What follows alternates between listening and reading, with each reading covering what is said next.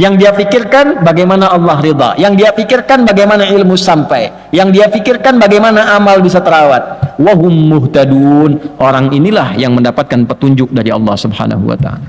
Catatan-catatan yang didokumentasikan oleh para ulama terkait dengan aspek pencarian guru yang baik dari pengalaman Imam Hasan al-Basri dicantumkanlah kemudian oleh para ulama, dikutip oleh ulama setelahnya, dan Hadratus Syekh Muhammad Hashim bin Asy'ari mengambil satu bagian catatan itu dituangkan dalam kitabnya, dan ini yang tadi kita bacakan.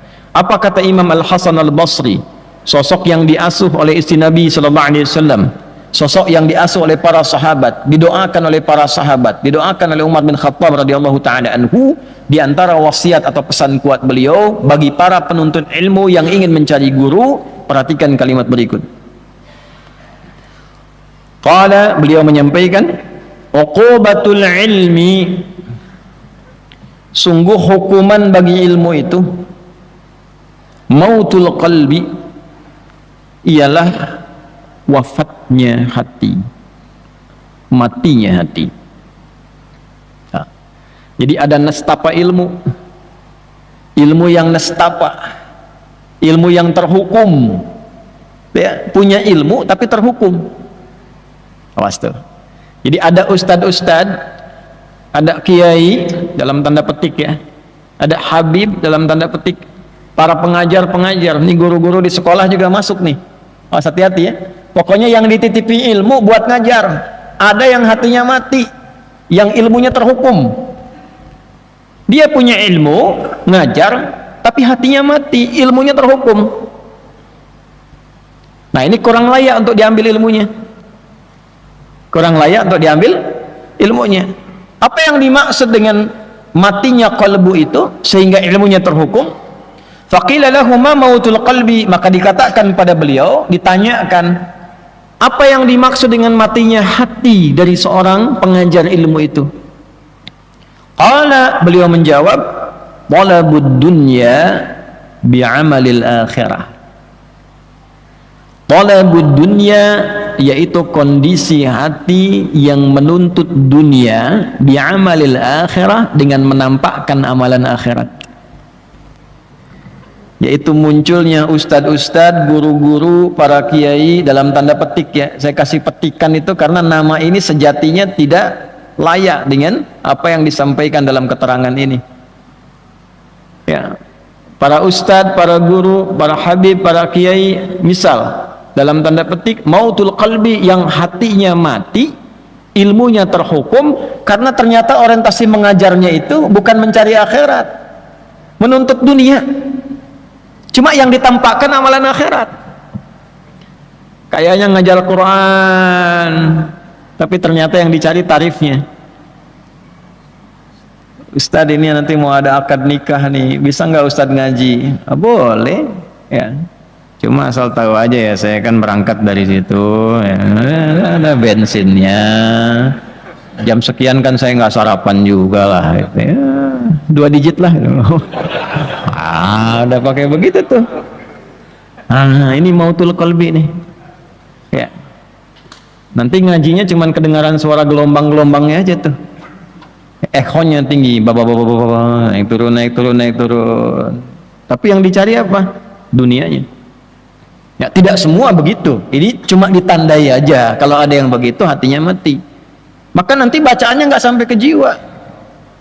Apalagi ke pengantin. Ya, pengantin mikirnya cepat akad aja nanti tuh. Sama. Nah, ini pengajar demikian. Jadi kalau di sekolah-sekolah Islam murid-muridnya tidak berkembang baik, coba cek gurunya, cek pengelolanya, niatnya benar nggak bikin sekolah itu, ada nama Islamnya loh, dihisab itu, hisab di hari kiamat. Anaknya berislam nggak tuh anak didiknya? Jangan-jangan SPP-nya aja makin besar. Jangan-jangan guru yang datang pun datangnya mencari amplopnya saja. Ngajar di mana? Sekian, gajinya berapa? Tuh. Sementara dia yakin rezeki sudah diatur oleh Allah. Ya, ini saya tidak bicara di level biasa, saya level pengajar. Bicaranya di level pengajar. Kalau sudah orientasi gurunya, ustadznya, pengajarnya hanya mencari dunia, maka ilmunya tidak akan berkah. Itu yang tidak memberikan pengaruh ke hati, ke jiwa-jiwa anak didiknya. Coba cek sekolah itu. Sholatnya bagaimana anak-anak itu? Kenal Allah nggak? Ngajinya bagaimana? Jadi kalau ada perkembangan anak tidak seperti yang diharapkan, yang dicek pertama kali bukan keadaan anaknya. Yang pertama, coba bagaimana cara guru mengajarnya. Bagaimana niatnya.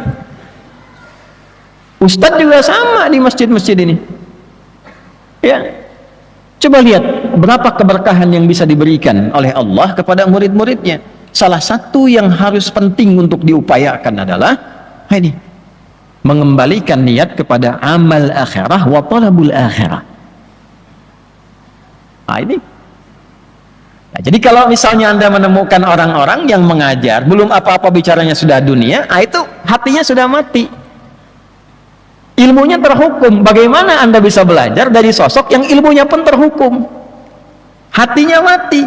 Tapi yang ditampilkan tuh performancenya seperti akhirat. Pakaiannya pakaian akhirat, bicaranya tentang akhirat. Padahal di hatinya pencarian dunia. Nah, inilah yang diingatkan tadi dari imam kita saat bacaan di Asy-Syu'ara tadi, ayat 128 sampai 145 tadi. Allah. Ya.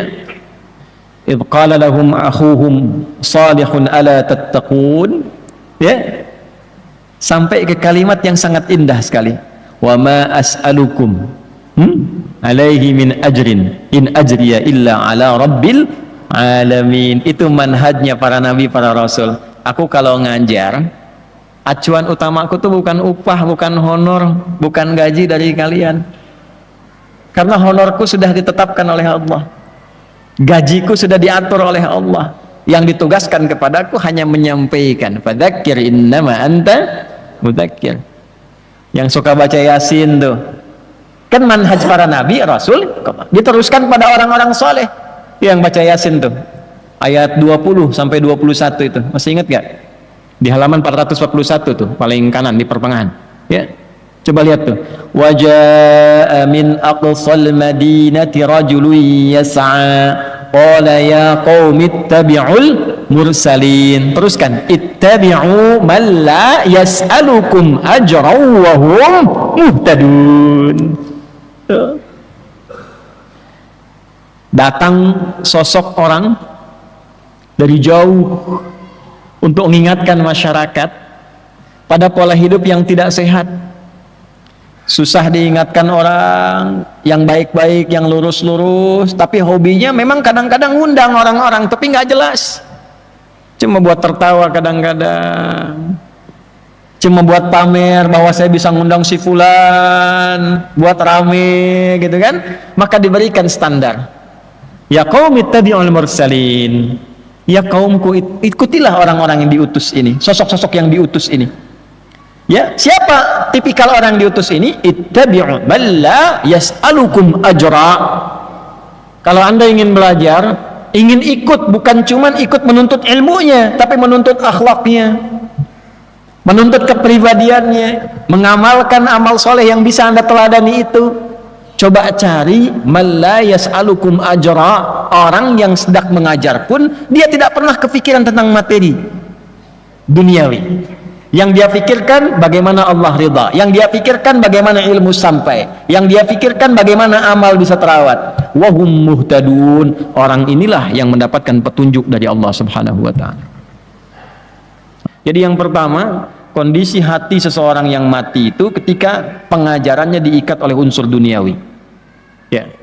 Bahasa tegasnya kalau dalam Quran tuh ginilah, wala tamnun tastakthir. Jangan engkau berusaha memberi orang lain dengan pengajaranmu, dengan ilmu yang Allah titipkan padamu, dengan berharap kompensasi dunia yang dinilai olehmu lebih banyak. Tastakthir tuh minta lebih. Baru ngajar sekali udah minta naik gaji. Udah kan? Gajinya berapa? Datang, baru masuk, Pak, saya ngajar kan anak-anak gampang pahamnya tuh. Kalau besok nggak naik gaji saya nggak mau saya ngajar lagi. Wala tamnun tastakthir. Itu hal yang pertama. Jadi kalau Anda ngundang orang yang dalam tanda petik disebut ustadz itu sudah minta tarif di awal, udah coret. Coret. Karena yang bersangkutan sifatnya dicoret oleh para ulama. Coret. Mautul qalbi, uqubatul ilmi. Ini ilmunya terhukum. Nanti kalaupun datang, ilmunya diikat dengan tarifnya. Segitu aja. Anda bisa ketawa saat itu, tenang saat itu, habis itu muncul lagi masalah, nggak selesai jadi solusi. Gitu aja, nggak ada manfaat. Ada yang nyampaikan bukan saya, ya dari isi kitab. Makanya ulama-ulama ini kembalilah ke jalannya yang betul itu. Jadi ahli kitab, jangan jadi ahli proposal. Ya, jadi ahli kitab. Makanya di Timur Tengah biasanya ulama-ulama itu dirawat oleh negara. Kalau kita itu Kementerian Agamanya mendata para ulama-ulama sampai ke masjid-masjid muadzinnya digaji. Ya, karena zakat umat Islam. Di Indonesia ada dana abadi umat dan sebagainya.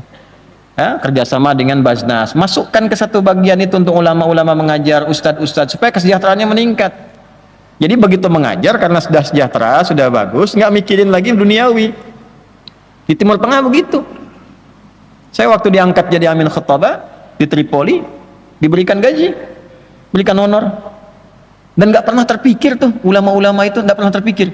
Makanya ustadz-ustadz, dai-dai yang datang dari luar, ada biasa-biasa yang dari Mesir, Al-Azhar datang mengajar ke sini, beberapa dari syekh-syekh itu suka bingung di Indonesia, ya karena habis ngajar diamplopin, malah bingung. Nah kadang-kadang kebingungan itu jadi musibah, karena setan ikut di amplopnya itu. Begitu ngajar tempat lain nggak ada amplop, setan masuk. Sini nggak ada amplopnya. Nah, ini yang bahaya. Jelas? Paham? Nah, yang kedua sebagai bagian dari akhir penutup adalah thalabul jah, mencari popularitas. Nah, ini diingatkan di dalam surah yang sangat disukai dan jadi favorit Nabi sallallahu alaihi wasallam. Fadzakir innama anta mudzakir lasta alaihim bimusaitir. Di surah Al-Ghasyiyah, pasangan Al-A'la biasa dibacakan dalam subuhnya Nabi sallallahu alaihi wasallam selain surat-surat yang beliau biasa baca di lainnya. Ya, salah satunya ini Al-Ghasyiyah. Nabi selalu mengingatkan dirinya dengan surat ini. Muhammad, ingatkan orang, tugasmu hanya untuk mengingatkan, bukan menguasai orang lain, bukan memonopoli sesuatu. Ustadz juga sama, Nabi aja diingatkan apalagi ustadz. Adi, tugasmu hanya menyampaikan, bukan monopoli jamaah, memaksa jamaah. Jangan ngaji sama orang ya. Itu sama siapa Ustaz? Sama jin.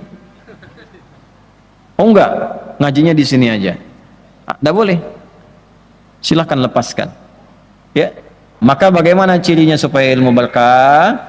Supaya muridnya juga berkah, dari guru tadi yang disampaikan kita ikuti, kita cari dengan baik, lalu sambil mencari itu kita pun perbaiki diri. Jangan sampai gurunya sudah baik, muridnya yang tidak baik.